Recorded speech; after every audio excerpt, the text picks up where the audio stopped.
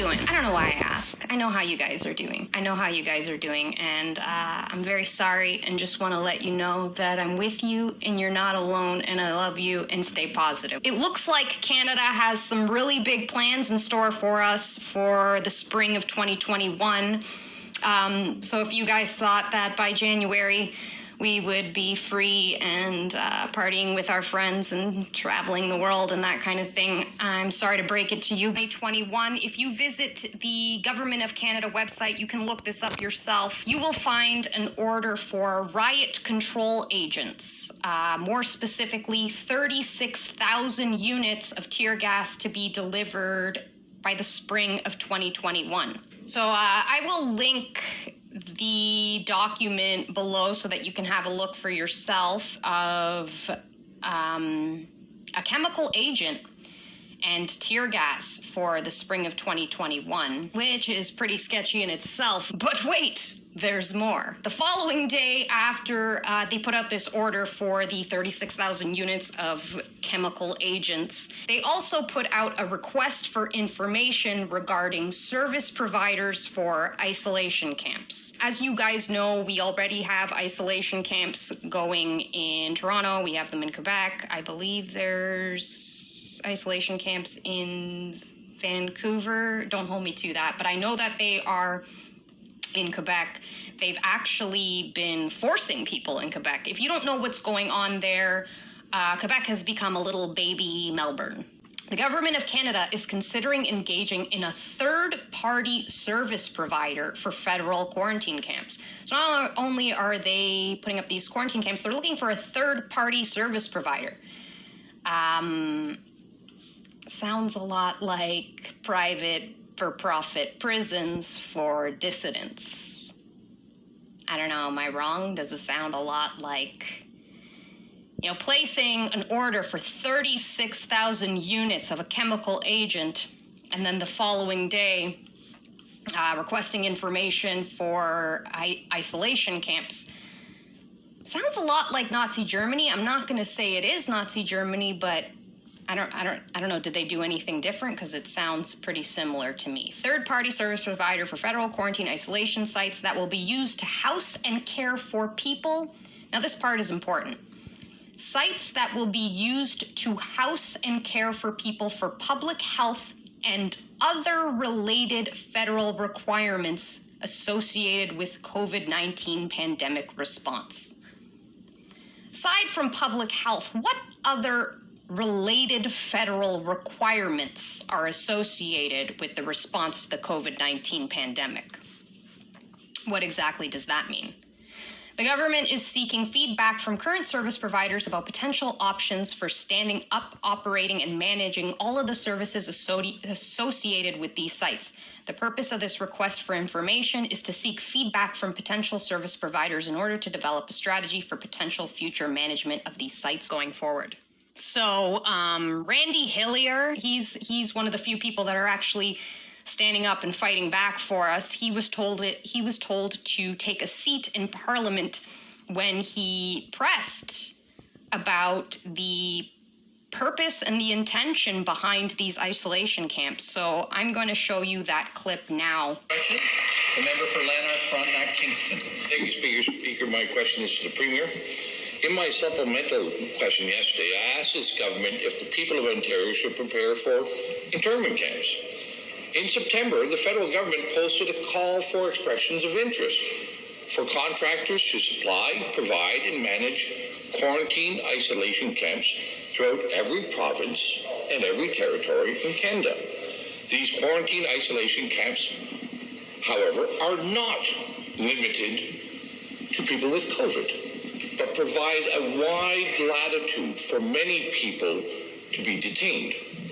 Surely this government is aware of the intentions to build these isolation camps from coast to coast. And my question to the Premier is, how many of these camps will be built? And how many people does this government expect to detain? Question. Thank you, Mr. Speaker. It is very true that when people leave the country and when they come back in, that the province is suggesting, and the federal government, in cooperation with the federal government, we are suggesting that people isolate themselves. That has been a practice that has been very successful, not only here in the province of Ontario, but across Canada. And That's house arrest. You've got to resist house arrest with every fiber of your being. This is give me liberty or give me death time.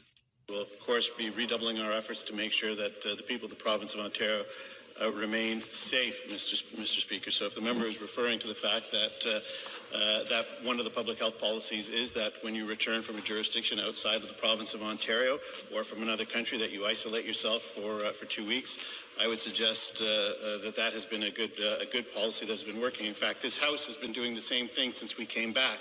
We are working in cohorts to make sure that the Legislative Assembly can continue to operate. That's why we have 2 separate cohorts, Mr. Speaker. Response. And with the cooperation of the official opposition, that is why all members of the Independents have been excluded from that cohort, because we want them to be able to participate in debate. So we will continue to do everything in our power to make sure that this House continues, but that the people of the province of Ontario and Canada are kept safe. Supplementary question. Again, back to the Premier.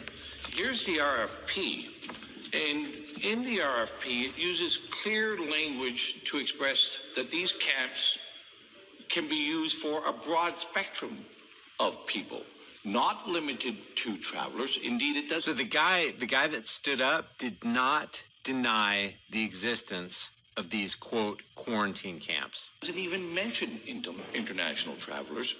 It's just a broad latitude of people. And I'll send over the copy of the RFP after.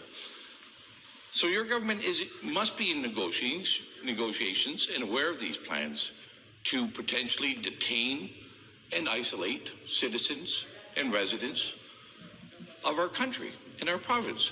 So, Speaker, to the Premier, where will these camps be built? How many people will be detained? And for what reasons? For what reasons can people be kept in these isolation camps? Yeah, answer the and question. I'd like to have the Premier assure the people of Ontario. Member, take a seat.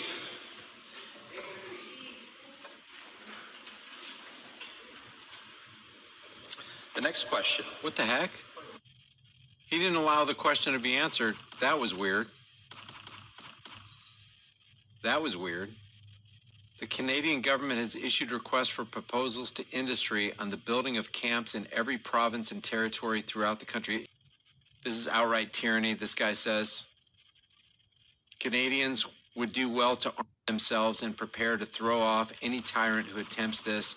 Concentrate your research into local tyrants first. Once your freedom is gone, it's gone forever. I agree. Once they take it, power concedes nothing, guys. Member of the Canadian government who is aghast at the Prime Minister's office, PMO's plans for our neighbors to the north. This is a nightmare unfolding. Quote, I want to provide you some very important information. I'm a committee member within the Liberty Party of Canada. I sit with several committee groups, but the information I'm providing is originating from the Strategic Planning Committee, which is steered by the PMO. I need to start off by saying that I'm not happy doing this, but I have to, as a Canadian and more importantly as a parent who wants a better future, not only for my children, but also for other children as well. The other reason I'm doing this is because roughly 30% of the committee members are not pleased with the direction this will take Canada, but our opinions have been ignored and they plan on moving forward toward their goals. They have also made it very clear that nothing will stop the planned outcomes. You know what? BS. No way. If we got together, guys, I am telling you, if we put down our minor differences, stopped majoring in the minors, and just got together on those 3 principles and precepts that nobody has a higher claim over your life and property than you. It's always wrong to initiate unjust force and violence on peaceful people who haven't done anything wrong. And the golden rule, do to others what you would want done to you. Conversely, don't do to others what you wouldn't want done to you. We could do everything at all times together. You would have a just reputation-based society. They have also made it very clear that nothing will stop the planned outcomes. The roadmap and aim was set out by the PMO and is as follows. Phase in secondary lockdown restrictions on a rolling basis, starting with major metropolitan areas first and expanding out where expected. Rush the acquisition of or construction of isolated facilities across every province and territory expected by December 2020. Daily new cases of COVID or cerveza bug will surge beyond capacity of testing. Oh yeah, how do they know that? This is already in the plan. This guy's unfolding a plan. He's revealing and exposing a plan, including increases in COVID-related deaths following the same growth curves expected by the end of November 2020. What are these, a bunch of prophets here? Complete and total secondary lockdown. Complete and total secondary lockdown. Much stricter than the first and second rolling phase restrictions. Guys, it's not about keeping you safe. It's about controlling us. Expected by the end of December 2020, early January 2021. Reform and expansion of the unemployment program to be transitioned into the universal basic income program. That's just going to crash. Guys, they are wanting to just completely crash the economy, not just this Canadian economy, the American economy, the world economy. Projected COVID-19 mutation and or co-infection with secondary virus referred to as COVID-21. Leading to a third wave with much higher mortality rate and higher rate of infection expected by February of 2021. Guys, that's just right around the corner. This is middle of October. It's October 15th. This is right around the corner, just a couple months from now. Daily new cases of COVID-21, hospitalizations and COVID-19 and COVID-21 related deaths will exceed medical care facilities capacity. Expect Q1, Q2 2021 enhanced lockdown restrictions, referred to as third lockdown, will be implemented. Full travel restrictions will be imposed, including inter-province and inter-city, expected second quarter of 2021. Transitioning of individuals into universal basic income program. Creating an entitlement society. You know what that does to societies. When people expect you to give them a handout for doing absolutely nothing and producing nothing of value for society, they become entitled, they become lazy, and societies crumble. What is that? Good times create weak men. Weak men create hard times. Hard times create strong men. Strong men create good times. And then it goes back into the cyclical. Good times create weak men. Mad Mike 9837 says it's unfolding in front of us, right in front of us, guys. They're following this script to the T. They've made movies about this. They've injected their scripts through predictive programming through the last couple of decades. Movie after movie tells us in detail what's going to happen to us, conditioning us like that frog boiling in the water. Yeah, and it makes you wonder why all these zombie movies have been appearing just in the last, like 7, 8 years, Walking Dead and all this other stuff. It's getting people prepared to be dehumanized and just blow somebody away. Deployment of military personnel into major metropolitan areas as well as all major roadways to establish travel checkpoints. Oh God, man. Restrict travel. Don't think this ain't going to happen. Don't think this ain't going to happen in America or Canada. Restrict travel and movement. Provide logistical support to the area. Expect by third quarter of 2021. And this guy says, along with that, provided roadmap, the Strategic Planning Committee was asked to design an effective way of transitioning Canadians to meet an unprecedented economic endeavor, one that would change the face of Canada and forever alter the lives of Canadians. What we're told was that in order to offset what was essentially an economic collapse on the international scale, that the federal government was going to offer Canadians a total debt relief. Yeah, what do you think that's going to end in? Guys, when the government gives you something, there's always a big string attached. Actually, it's not even a string, it's a cable. This is how it works. The federal government will offer to eliminate all personal debts. Oh, who's not going to jump at that? Mortgages, loans, credit cards, etc., which all funding will be provided to Canada by the IMF, International Monetary Fund, under what will become known as the World Debt Reset. There you go, man. It's the Great Reset. It's the World Economic Forum reset. And who's not going to jump at this? What do you mean? You're going to cancel out all my debts, all my student loan debt, my mortgage, my car payment? In exchange for acceptance of this total debt forgiveness, the individual would forfeit ownership of any and all property and assets forever. There you go. There you go. And they're going to put us in between such a rock and a hard place that people have not prepared. because the powers are aligned against us, and we had better get together and align against them. Check this out. I'm just going to read this again.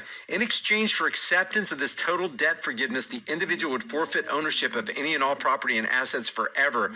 What if you say, nope, I'm good, thanks. I don't want it. I don't want debt forgiveness. I'm fine. Matter of fact, I don't owe anything. I own I own this and I own that. I don't owe anybody anything. Committee members asked who would become the owner of the forfeited property and assets in that scenario and what would happen to lenders or financial institutions. We were simply told, quote, the World Debt Reset Program will handle all of the details. Several committee members also questioned what would happen to individuals if they refused to participate in the World Debt Reset Program. That was my question. Or the health pass. That health pass is, hey, take the COVID-19 and you got unrestricted travel. Or the vaccination schedule, and the answer we got was very troubling. Essentially, we were told that it was our duty to make sure we came up with a plan to ensure that would never happen. We were told it was in an individual's best interest to participate. Isn't that what the government always says? It's in your best interest. This is for your safety. This is for your security. This is for your economic prosperity. You just have to give away a little bit of your freedoms. In this case, you have to give away all of your freedoms. This is a nightmare. When several committee members pushed relentlessly to get an answer, we were told that, quote, those who refuse would first live under the lockdown restrictions indefinitely. And that over a short period of time, as more Canadians transitioned into the debt forgiveness program, the ones who refused to participate would be deemed a public safety risk, of course, and would be relocated into isolation facilities. Okay, so basically what we got here is a 1942 internment camp, Japanese internment camp scenario. Once in those facilities, they would be given two options: participate in the debt forgiveness program and be released, or stay indefinitely in the isolation facility under the classification of a serious public health risk and have all their assets seized. Rock in a hard place. I am telling you guys, if we don't unite, if we don't stand, you've got to understand that as this gets closer, it is not a cliche to say if we don't stand together, we will hang separately. You know what this spells? This spells the end of a large swath of humanity, in keeping with the first commandment on the Georgia Guidestones to reduce humanity to 500 million in perfect harmony with nature. Gold, silver, but especially firearms, guys. Because if somebody finds out that you have all these supplies and they're out there hurting because the majority of humanity will not prepare, to be forewarned is to be forearmed. Chance favors the prepared mind. If you're not prepared, chance didn't favor you. And now what are all these people going to do that didn't prepare? Oh, they're going to steal from the people who did prepare. And guys, nice neighbor or not, people will turn into zombies if they don't have food to feed their families. Sounds totally reasonable. We might isolate someone for 14 days, Gerard noted. And it is what we did this morning. Forced a person to cooperate with the investigation, and police cooperation was exceptional. They always praise it. Because they want the police, they want anyone who has authority over the citizens to get a nice little, you're doing a good job. You're doing a good job. I'm sure Hitler told the Gestapo that they were doing a good job every day. Gerard went on to say that if a person is told to stay in isolation, public health officials have the duty to go to their home and force the person to comply. And if they don't comply, the state is permitted to pick them up and force them to adhere to protocols. Gerard asked if these people were under watch, to which he answered in the affirmative. When pressed on where these people were being held, Gerard said, it is not at home. It depends on the person, because we have had people isolated at home, and then we saw the person was not at home. So we went to their home and told them, we are isolating you where we want you to be. I don't want to go into the angry space. Things look like they're going to heat up for next year. I'm pretty emotionally exhausted and starting to think about fleeing to Texas. Is there anyone in Texas that's willing to adopt me? Because I heard that's where it's at. I just want to, maybe I can join a group of like big burly bikers with guns who can protect me. One other thing I found quite amusing about our own government officials trying to debunk this is how oblivious they act. They act so oblivious. I don't know what you're talking about. We're not creating any quarantine facilities. Addressing it in a manner as though this is like brand new information to them. Like they just simply can't believe what we're saying. This is coming out of nowhere, completely out of left field. Specifically, Theresa Tam, government officials, acting as though this information is coming completely out of left field. They're just creating quarantine camps to make sure that Canadians are safe. They have no idea what we're talking about. This is brand new territory. They're just trying to figure it out as they go along. If that is the case, why is Theresa Tam in a documentary from 10 years ago, talking about every single COVID measure that's currently in place and ones that us conspiracy theorists are predicting are coming our way? I'm going to show you the documentary that Theresa Tam was in so that next time you think Theresa Tam is approaching brand new territory and has no idea what she's doing and isn't completely aware of every single thing this government is doing to us, you can refer back to this documentary. I think the public has to know this is one of the worst case scenarios in terms of an infectious disease outbreak, in that their cooperation is sought. If there are people who are non-compliant, there are definitely laws and public health powers that can quarantine people in mandatory settings. It's potential you could track people, put bracelets on their arms, have police and other setups to ensure quarantine is undertaken.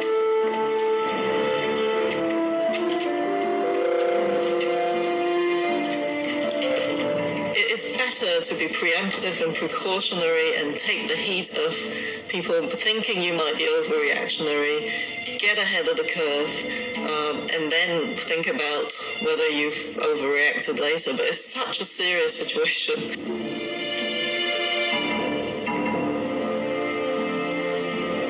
Police checkpoints are set up on all the bridges, and everyone leaving the city is required to show proof of vaccination.